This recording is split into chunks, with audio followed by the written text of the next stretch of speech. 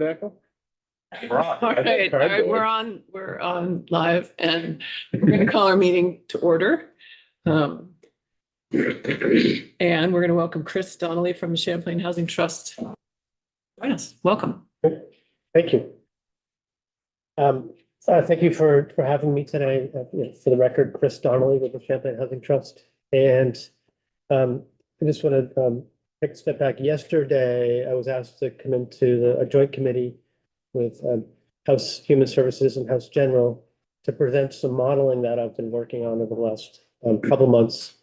Our organization is a member of the Housing and Homeless Alliance of Vermont, which is a statewide coalition.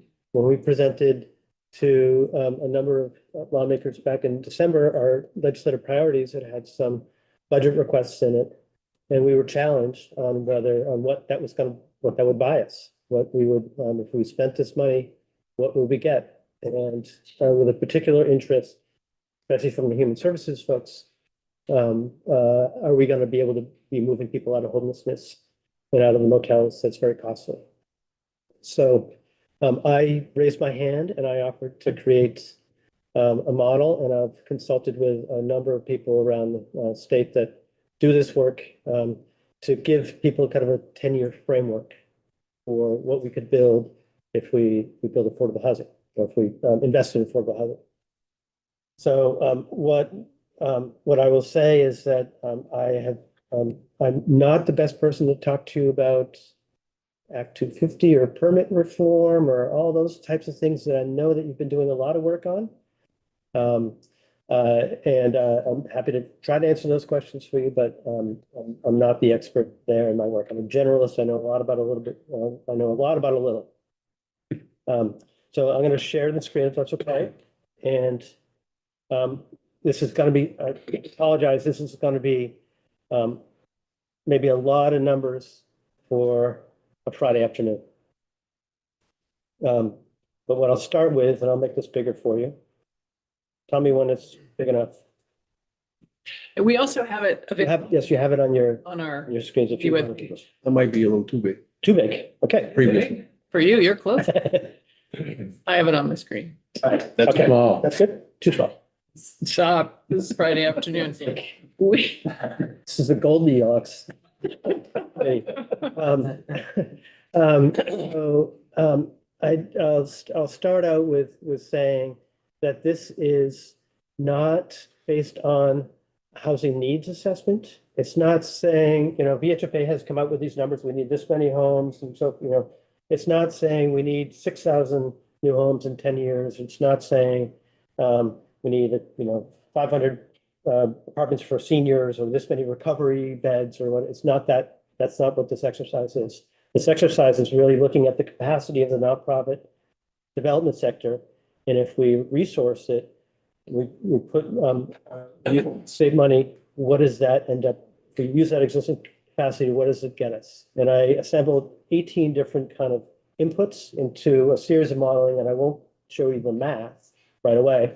But what I will show you is what this would kind of generate over time. And so I'll go slow, and please interrupt me if if my logic doesn't make sense to you, if it's too much to throw at you at once.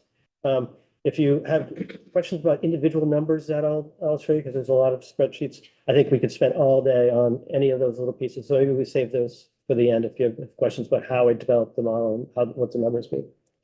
So this is only focused on new spending. I don't have the brain power to really see how this interacts and intersects with all the budget constructs that we have. This touches a variety of programs.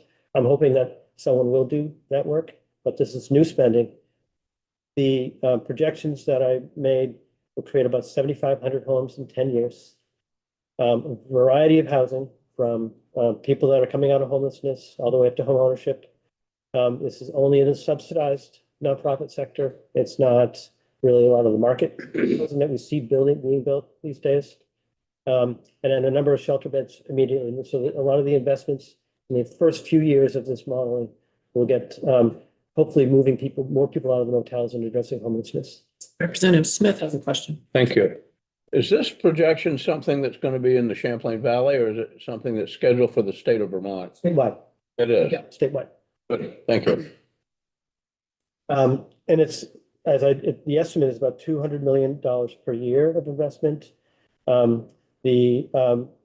really focus on a variety of things. And one thing I'll just say, and I don't want to talk about this too much, but I don't think Act 250 reform or permit reform is going to solve all of our problems. I think it's important and I know you all have been working on these types of things, but it's not going to solve the problems, especially for the lowest income Vermonters. In my mind, I'm going to try to take my advocate's hat off for most of this presentation, but the one thing I will say is that I think not acting shouldn't be an option. I think the biggest risk is not doing something. Okay, so that's just setting the stage. Oops. Go down. Okay, so now I'll make this one a little bit bigger. We can start to get into some of the numbers, and this is the 40,000 foot level of what the further pages are going to explain. So as I mentioned before, the initial investments really focused on some really early investments are focused on people that are experiencing homelessness, people that are unhoused.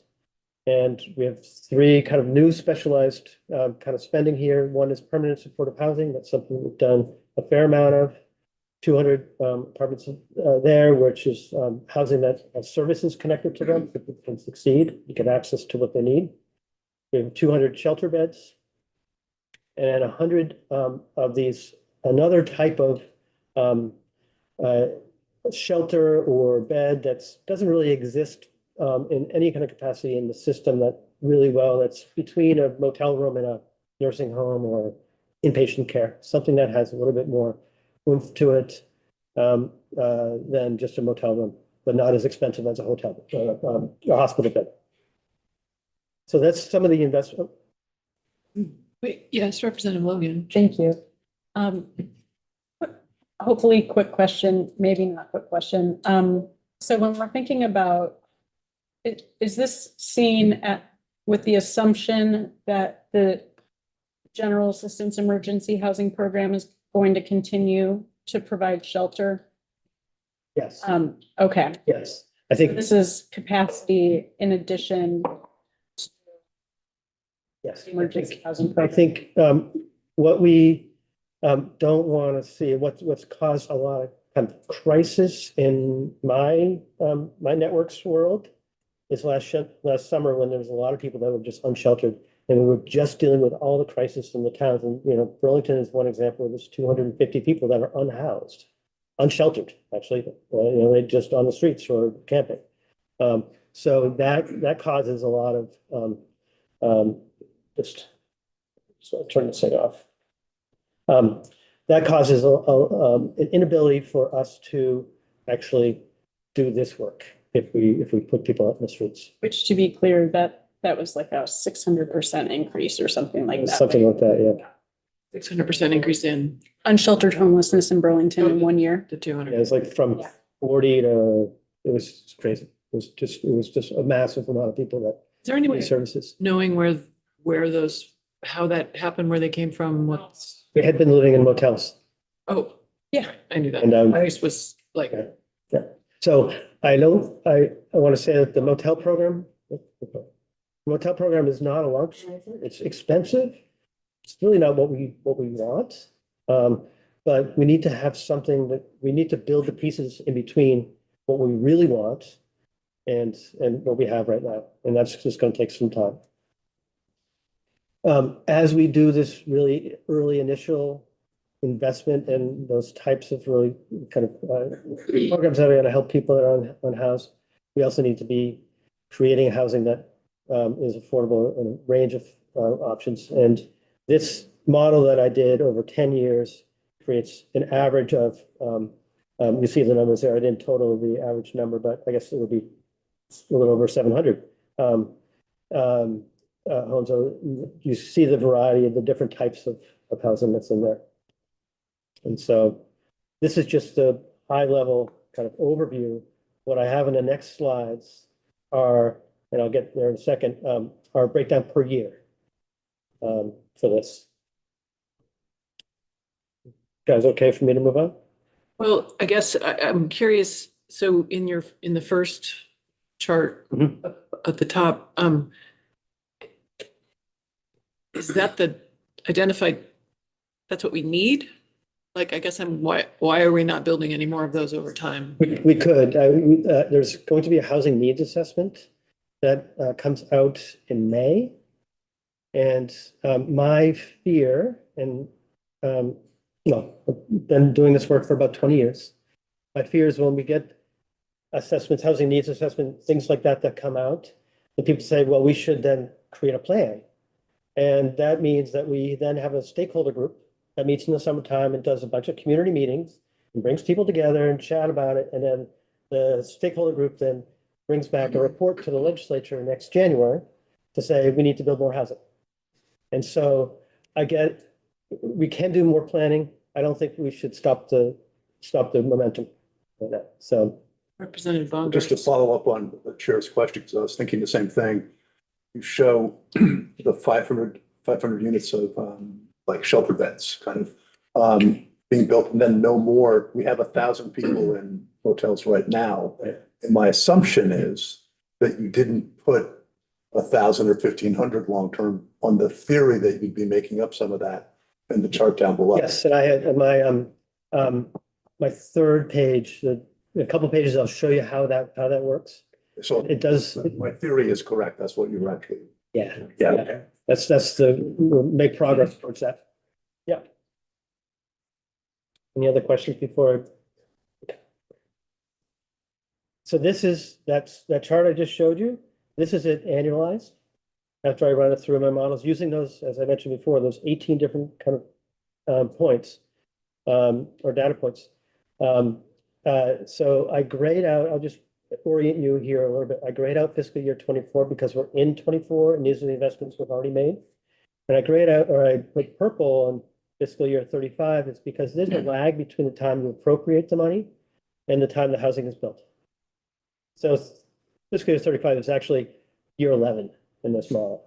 So when we give the overall spending, it's over 10 years, but the housing ends up being also delivered in year 11. So just when I started to do my math, I was like, why are these numbers not working right? And it's because I had an extra year in there. Representative Smith. Thank you. Could you describe farm worker housing to me? Yeah. So farm worker. Probably about ready to, but I thought of that.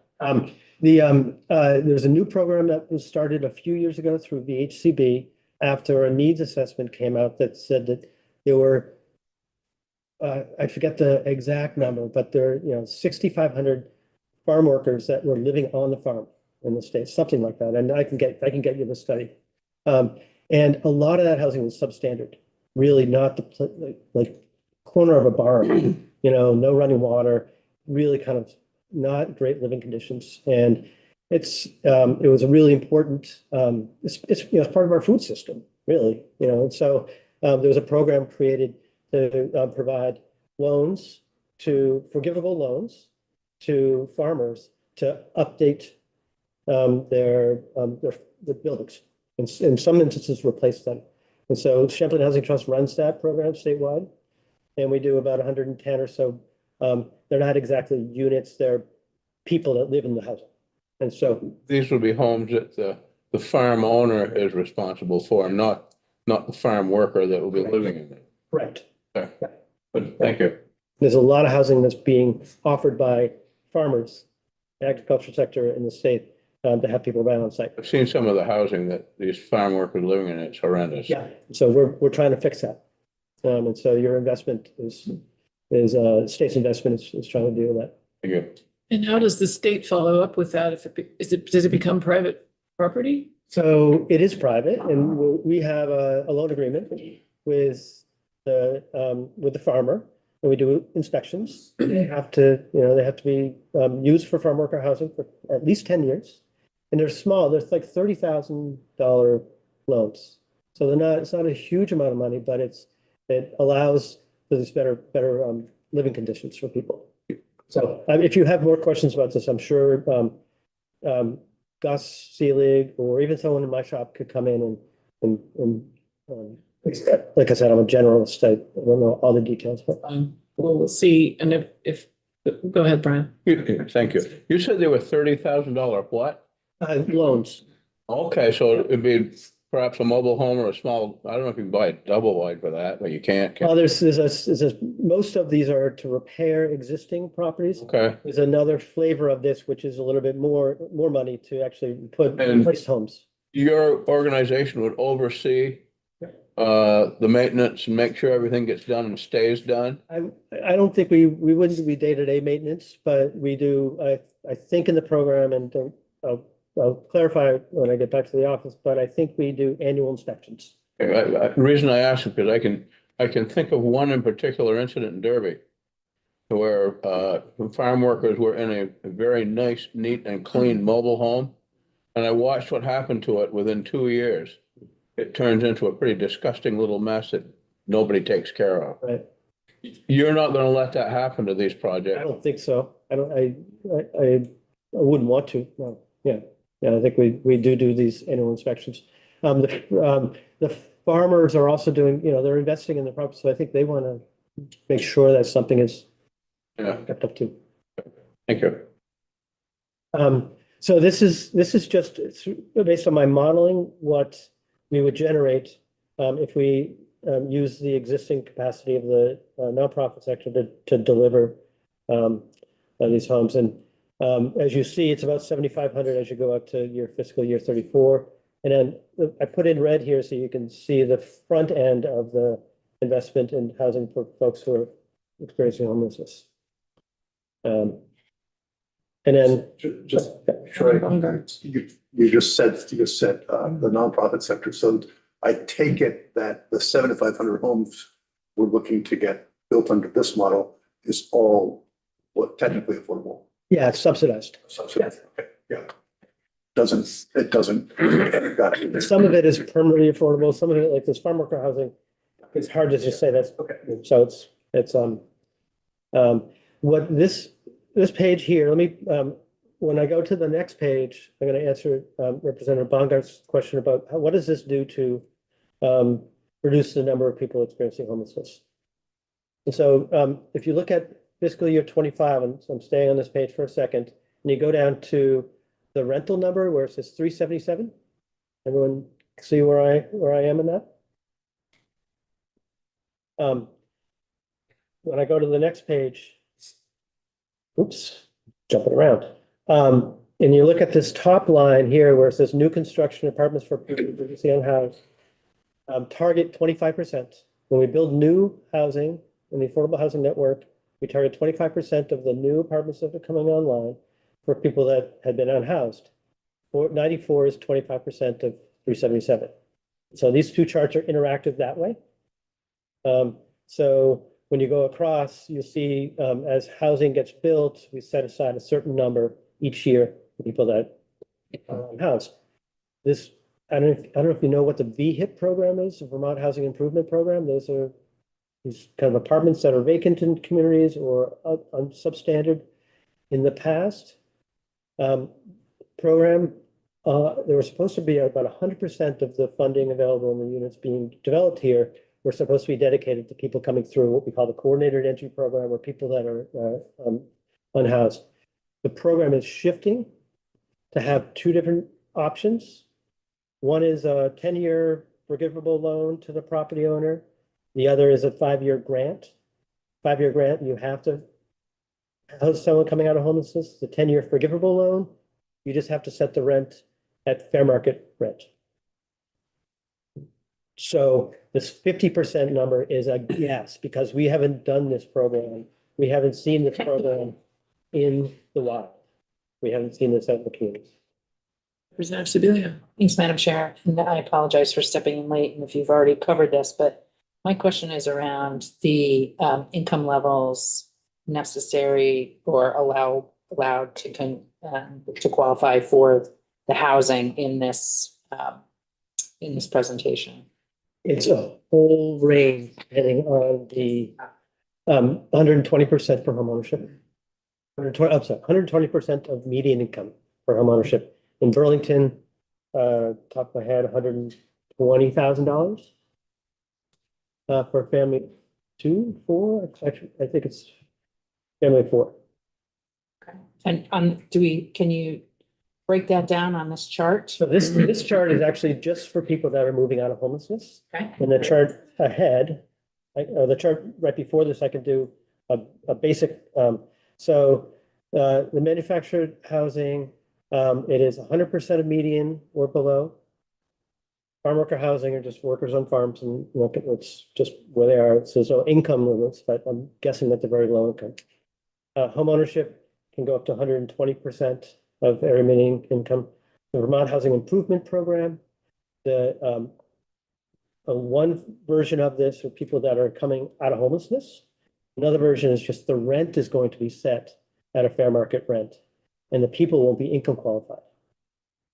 But the property owner will either say, I want to do this for 10 years, fair market rent, or they want to do 5 years and have someone coming out of homelessness.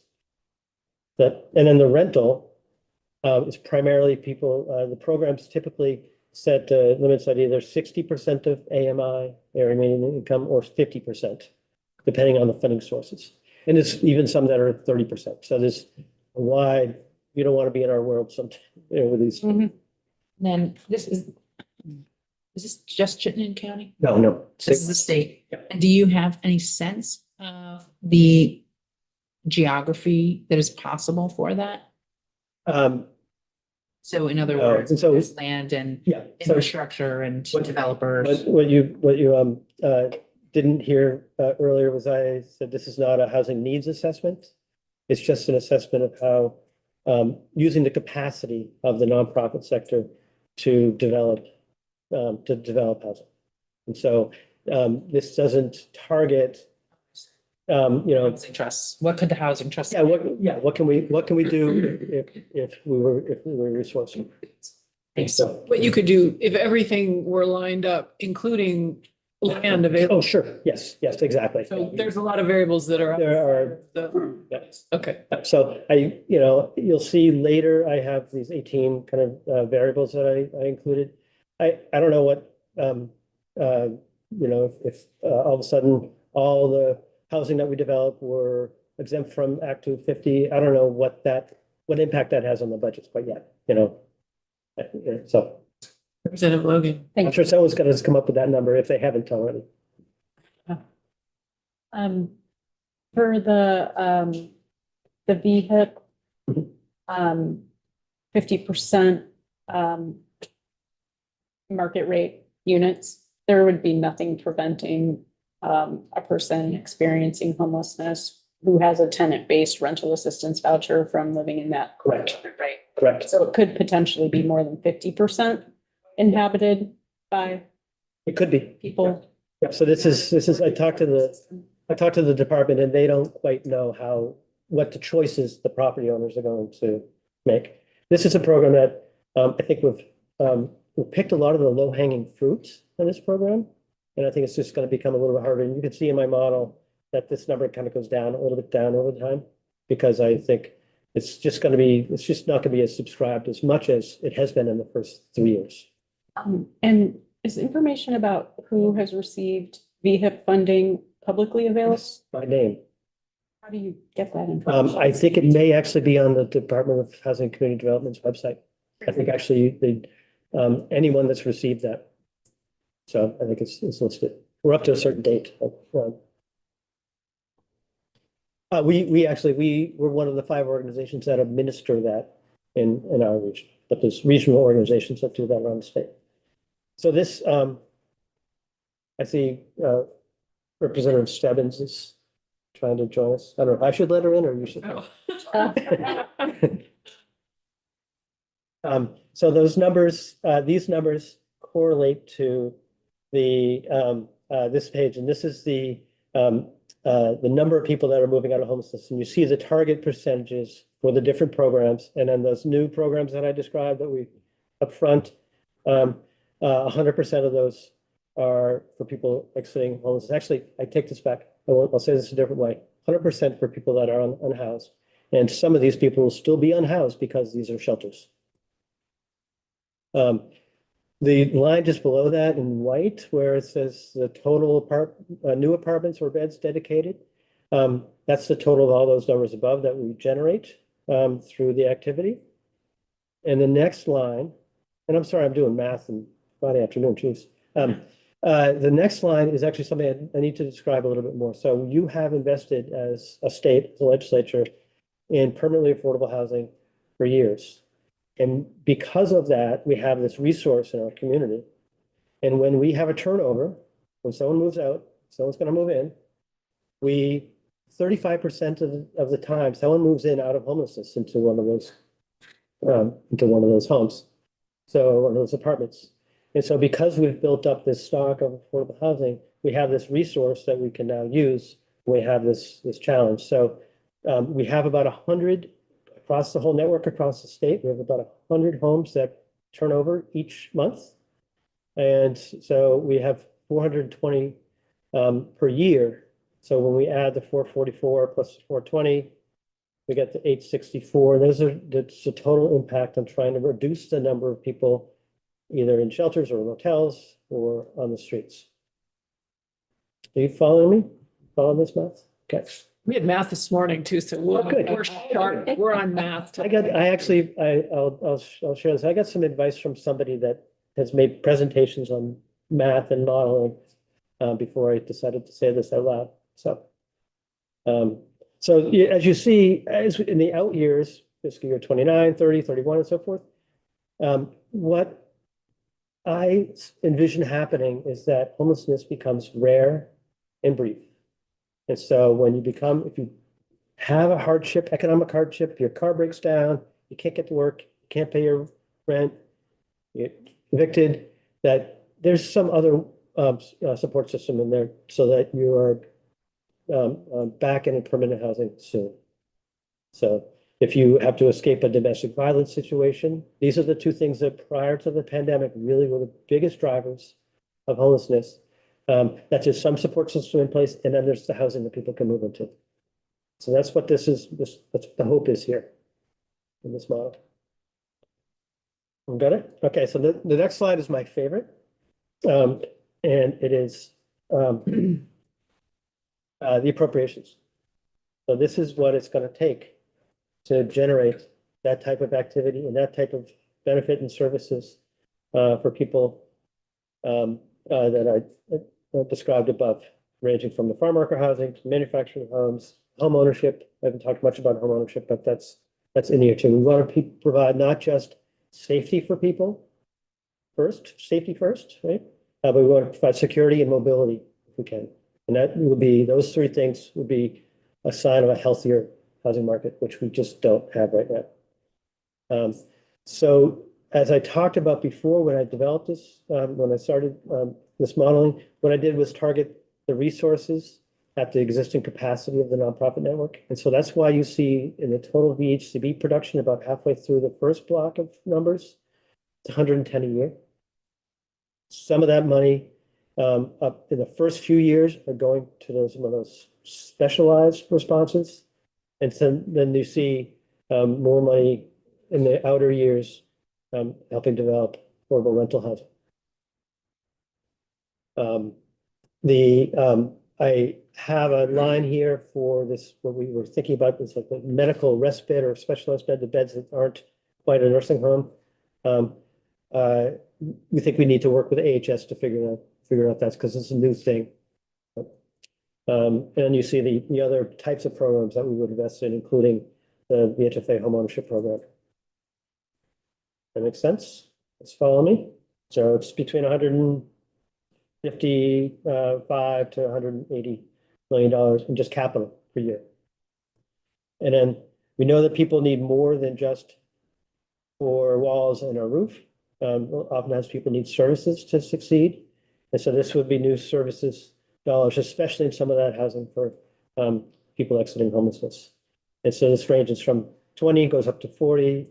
It is the model I use increases the number of services as we increase the amount of housing that we're creating, as well as has an inflationary factor for the programs.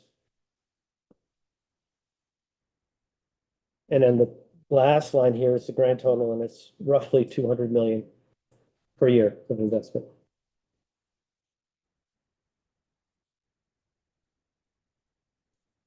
Yeah, good. One of the things that I don't have here is how much savings we'll have in the motel program. You know, which I think so, and we could certainly figure out a way to calculate that in. If we invest in eviction prevention, we will stop the leaky bucket that we have in our housing system. I was gonna ask about eviction prevention. Is that essentially sort of rental assistance? And some rental assistance, there's some legal assistance. And then there's three pieces that were all in the budget adjustment that you all passed. Actually, it was in the Home Act last year that you passed, but not with no money. And then there was money put in a budget adjustment with the Senate's taking it out. And they want to incorporate that into the fiscal year 25 conversation. So it is really important. Having more housing is also a little bit of an eviction prevention opportunity too. If we can create more affordable housing, then people will become more stable because their income will cover their rent a little easier than what we see in the market. I'll give you one anecdote for what the market's like in Burlington, and I know it's different everywhere.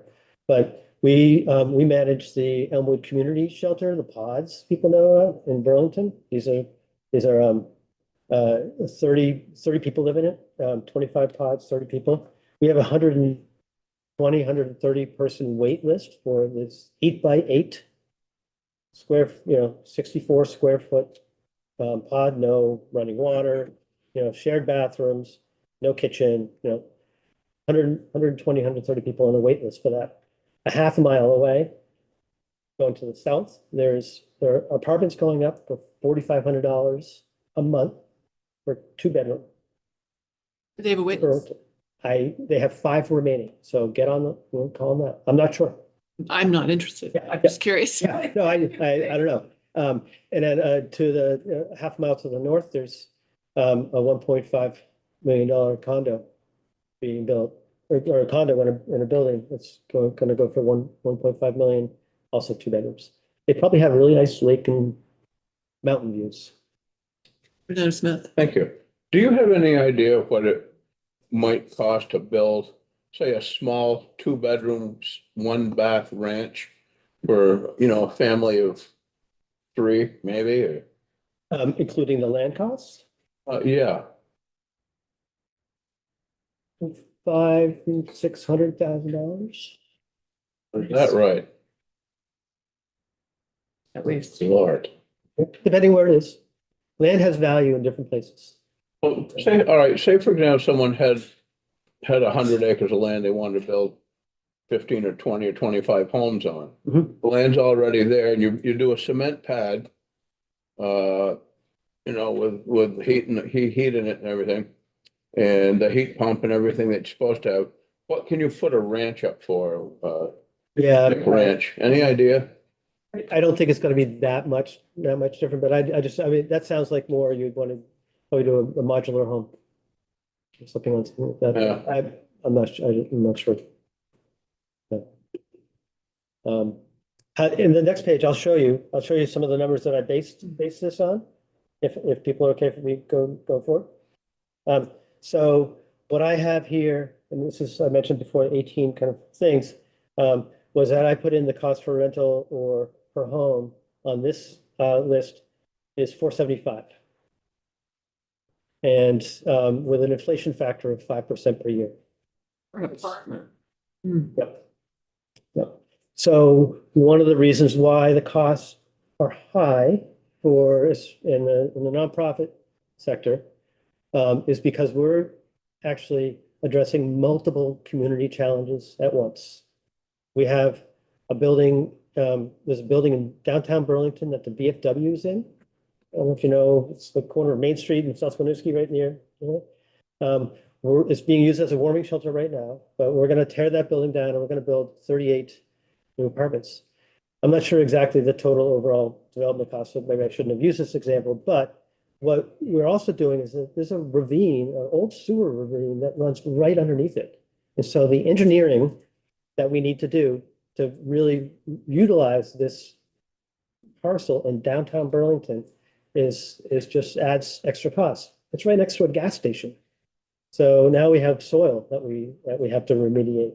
And so there's a whole range of different things that I think your nonprofit affordable housing developers do that have other type of community benefit, other type of things that we add in. Plus, we're housing people that are unhoused or very low income. So some of the costs are just it's across the sector though. It's the private sector, nonprofit sector. It's just really expensive to build. It's been very volatile in the past couple of years. None of Logan. Thank you. What are what would be Champlain Housing Trust's, recommendations for how to make the per unit cost of affordable housing decrease? And is there anything that's relevant to our committee in particular where we're talking about? Yeah. Zoning and- Yeah, I mean, I think the work that you have been doing is helpful. It doesn't matter if you're a for-profit or nonprofit developer. I think it's been helpful. There's some things that we just can't address. We had a building in Colchester that we built, and the elevator took 6 months. It was 6 months late. And so we're waiting for this elevator to go in, and we have debt that we're paying each month, and we can't move people in. And so there's some things that we just can't control. But things that are under the control, the speed of development is helpful if we can increase the way that we approve and the time between approval and appeals and all those types of things. Time is money. So it's really the cost of borrowing that we have to hold. And as interest rates have gone up, where it's just adding extra costs, that it's just, we don't have the ability to just cover that. So we actually have to ask for more public money to do that. So it's really saving the state money if we can speed that up. I'm not saying we need to go 100 miles an hour, but and I appreciate the process and the need for the right type of housing in the right type of place, and the right input of neighbors. But there are some things that really slow everything down. I'm sure you've heard some examples of those. Yeah. So this these are just the things, and I'll just point out a couple of the ones that I don't have really exact numbers on. And one is how much a medical respite or specialized needs bed is going to cost. And just to operate per year. So I just smartest person on this stuff that I know told me 25,000. And then I mentioned before the percentage of the DHIP apartments dedicated to folks going out of homelessness. So this is a little different than what you talk about normally, but related, and thank you for coming in. I have a couple questions. It looks like Representative Logan has another. Go ahead. Oh, thank you, Chair. So I think we've been focusing quite a bit on the population of folks who are currently residing in the hotel program. But we know that our coordinated entry list already had over a couple thousand folks on it across the state, and we weren't sure how much overlap. At the time, there wasn't much overlap between the coordinated entry list and those who were staying in the hotel program, which that gap has been addressed quite a lot since last year, which is good. So now we have a better sense of the total number of people experiencing homelessness in the state, and it's a lot. So it's well over 2,000 folks, almost 3,000 people, quite a large number of extremely vulnerable populations. And so it does seem to me the modeling that you're providing here would still leave us with a very significant population of homeless households for the next 9 years, ever decreasing. I'll bring you back to here. So I'll say yes and no. I think we do start to solve some of those problems. And I also want to just say that the affordable housing network, while they'll probably be taking on a large share of that responsibility, they're not the only ones that will be taking on that responsibility. And some people may be able to be moving into housing that's just in the market in some other way, you know, where one can hope. And this is really scaled at what we think we can do. I mean, someone the other day told me, reminded me of 10 years ago when we launched Vermont Health Connect. Remember the big health exchange, and what a difficult time that was, because it was a big thing launched all at once and it broke. And so you don't want to do that when we develop a housing response. So this is intentionally made to be methodical and to take bites each year and use the existing capacity so that we have the services that can come along to support people, and that we can not strain one or more parts of the system. It is a model, so it's not people. You know, the people are the hard part. The working in spreadsheets is easy. So I hope that answered your question. Yeah, I think it would be helpful and probably more appropriate for human services, frankly, or housing, like you already did, but I think it'd be helpful to also hear from the continua of care what the total capacity is outside of this model, Mhm. so that we have sort of a total sense of, and then along with that, the state capacity. Mhm. And because what they're projecting is an increasingly lower, a very low capacity at the state level, if we go along with the plan that the administration brought on this year. And yeah, I'm also realizing that my comments are completely outside the scope of our committee, so. It would be mission creep. Yeah, definitely. We have enough mission statements. Yeah. Leading you down the wrong path, right? No, you're not, and thank you. I guess I may be, I have a couple questions around, I'm increasingly aware of the impact of short-term rentals on our communities in multiple ways. And I've heard that one of the incentives that's out there for folks to convert long-term rentals to short-term rentals is that it's hard to evict people. And I guess I don't know if you've been 20 years in the housing business, do you have any insights on that perception that's out there? The eviction process is not fast, and so it's probably somewhat true, but and we, you know, we're a landlord. We do some evictions ourselves, but we always try a bunch of other things first. But I think it's more that they can make more money. I mean, I think I don't want to be crass about it, but I think it's an economic decision, not a fear of having to evict people, or a bad experience. I mean, I think they're just, you know, if you can get $100 a night or $200 a night, or what, you know, $500 for a weekend, why not? You know, I think the people are just making economic decisions that have the end result of eroding neighborhoods. That's exactly And right. you know, I think there's maybe some there's some, well, Burlington's tried a lot of some regulation around it, and that generates some resource. And I think there's probably some place for people to be doing house sharing, you know, that kind of model, but it's a little unfettered right now.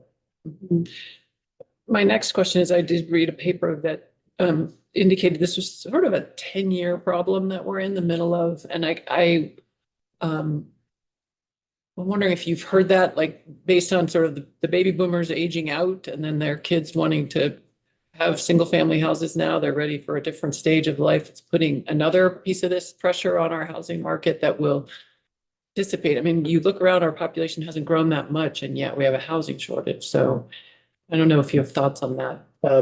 I mean, there were 5 years into this. And your kind of bubble of baby boomers not leaving their homes, and we've encouraged them to stay there, and yet there's another generation ready to move in. Yeah, my fear is, and that may be the case. I've not seen that, but when those people move out, who's able to move in? If the housing costs $500,000, $600,000. So it's really about Who's going to have access to, I mean, we saw this during the pandemic. I forget how many people moved here from out of state, something like 18,000. Something like 17 or 18,000 people moved into the state in the first year of the pandemic, and they came with a lot of cash, and they were able to buy homes with cash. And I know my brother sold his house on a cash deal, and it went for more than he was asking because people just wanted to buy it. So I wonder if, I guess I should look at the model, but I wonder who's actually going to be benefiting from that transfer of large home to new family. And what Or perhaps there'll be a market correction. that could be too. Yeah. Thank you so much for coming in. Representative Bongo. Just to make sure I understand your assumptions here. Does this assume, because at one point you showed that it costs 200 million a year, Mhm. that assumes that we're fully funding VHCB and otherwise funding, so what's the assumption, when you say we could get to here if, Right, what's the if in terms of of legislative involvement? right. So this is all new money on top of base funding. VHCB's dollars go both for conservation and for housing. And for example, this year, So this is 200 million a year of new money on top of what? Okay. Wow. just Mhm.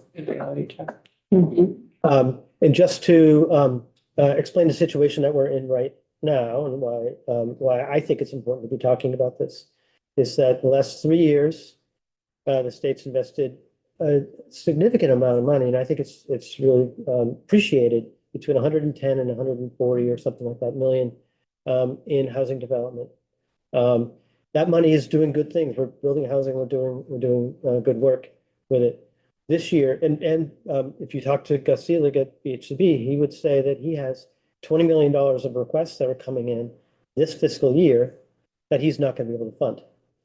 That are just, he's going to have to say, sorry, you have to come back when I have next year's money. So the budget right now has been proposed at level funding, for a 3% increase to VHCB's base, no one-time funding. That provides $15 million worth of funding for affordable housing.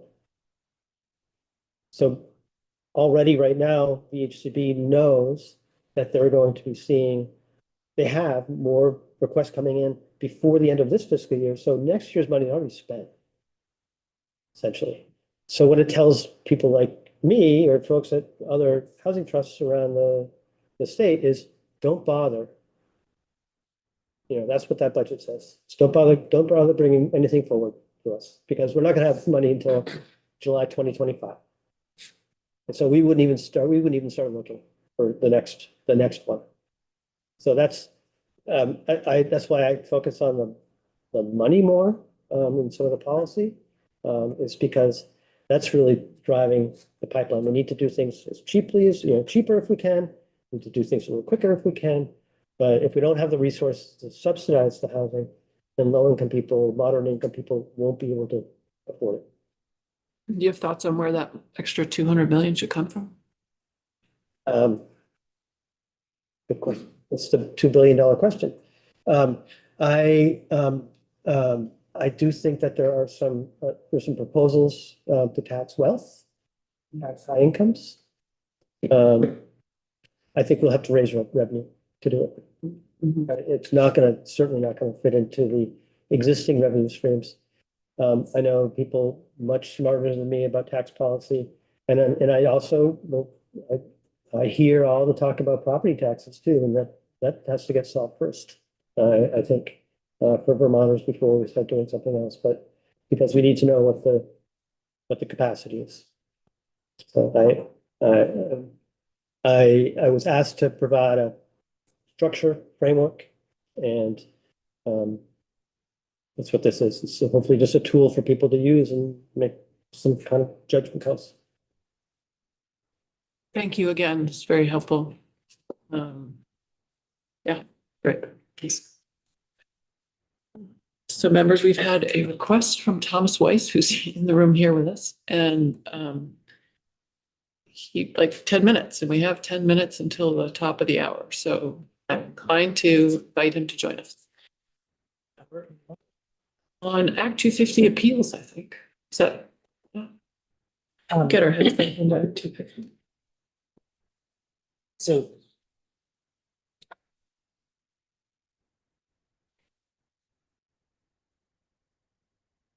I know.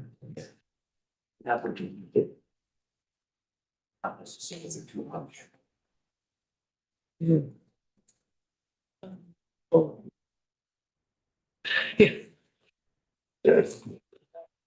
Thank you very much for fitting me in at the end of a long week on your part and delaying your departure another 10 minutes or so. Good afternoon. I am Thomas Weiss, a civil engineer with experience in Act 250. When I spoke to you a week and a half ago, I stated that the bill needs to be implemented as a whole, all at the same time. That statement is also true of the decision on who shall hear appeals of Act 250 decisions and when the transfer will occur if it goes from the Court to the Environmental Review Board as proposed in H687. Last week, you heard Sabina Haskell request that you postpone the decision as to who shall hear appeals until everything is up and running. And I counter with the example of the Environmental Board. The Environmental Board was created on April 4, 1970. Act 250 took effect on passage, except the section that required that permits be issued. That became effective on June 1st. I don't know when the first appointments to the commissions and the board were made. I do know that the entire system of board and district commission was set up quickly. The first permits with a known date listed in the Act 250 database were issued July 8, 1970. In those 3 months after the signing of Act 250, offices were set up, procedures and possibly rules were created. The board and district commissions were appointed and staffed. There was then an Administrative Procedures Act effective July 1st, the year before, 1969. And it did have procedures for making rules and emergency rules, and it has since been amended since then, but there were procedures, although I don't know the details of those procedures. The Environmental Board issued its first declaratory ruling on September 9th, 1970, according to the environmental notes. And I believe somebody either this week or late last week sent you a link to them. That's all the decisions made by the Environmental Board and the Supreme Court. About Act 250 issues. And so the first appeal listed in the e-notes was made on September 16, 1970, which is also the date on the decision sheet signed by the District Commission. It's not clear to me whether both dates are correct or one was not. But the second appeal listed in the e-notes was on November 5th, 1970.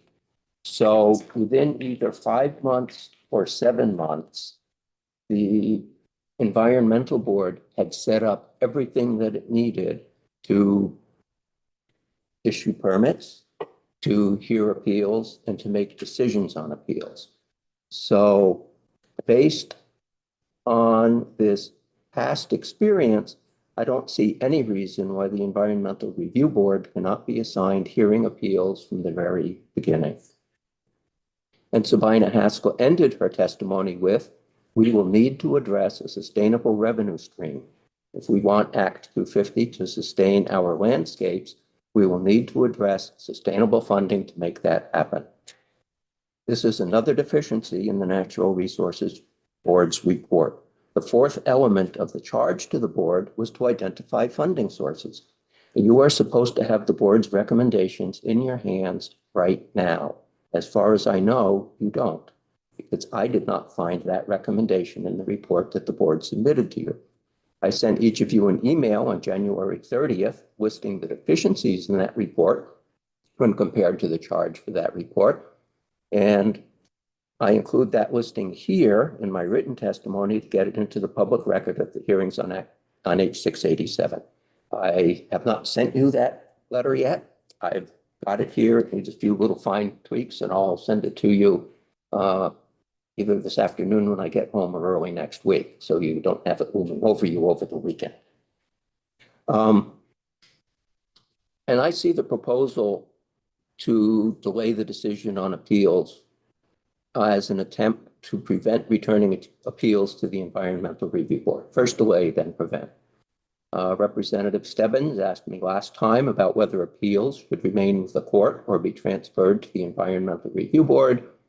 My answer then was that the question's outside my expertise and experience, and I had a preference based on what I heard to transfer appeals to the board. And John Groveman's testimony last week strengthened my preference for transferring appeals to the Environmental Review Board with his well thought out presentation. Peg Elmer Huff's written testimony of either early this week or last week states, but Governor Douglas paired that legislation, which is the one eliminating the Environmental Board and creating the Natural Resources Board, with reform of Act 250 structure and with appeals going to the court. That change in structure did not improve either efficiency or effectiveness. What she did not mention, or perhaps did not know, is that Phil Scott, a second-term senator, was on the committee of conference that created the final version of that bill, H175.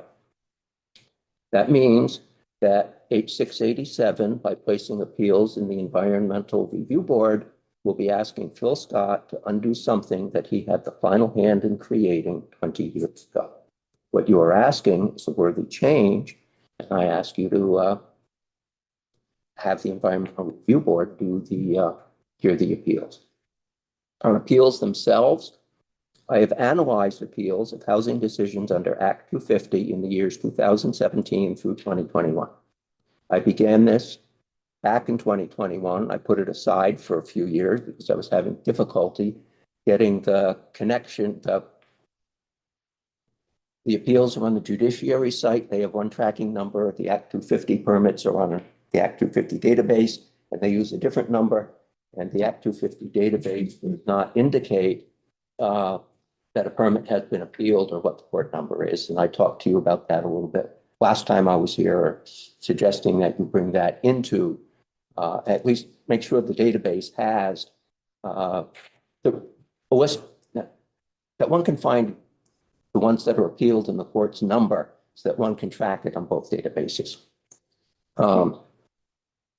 Anyway, I found on the Act 250 database, 506 decisions relating to housing, both permit applications and jurisdictional opinions in those 5 years. 6 of those decisions were appealed.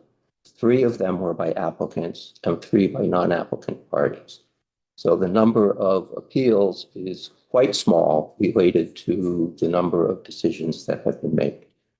The 506 decisions involved about 6,600 net new units. And by a net new unit, I mean some projects, the developer will tear down some buildings that had units in them and put up a new building with more units. So the net difference is what I'm counting in this about 6,600.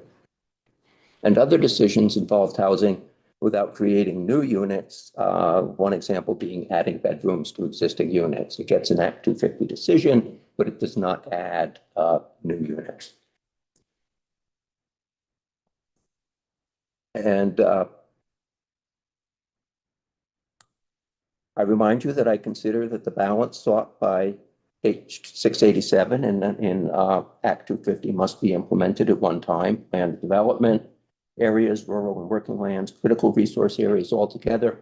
And that includes the decision of where to put the appeals, and that I hope we put the appeals into the Environmental Review Board, and that the Environmental Review Board take on those appeals without delaying until everything else gets set up. So thank you for allowing me these few minutes at the end of the long week. A very nice sunny day when I'm sure you'd all like to hear adjourned and go home. So thank you very much. Welcome. All right, members, that does complete our work for the week. And I hope everyone has a great weekend, and we will see you on Tuesday.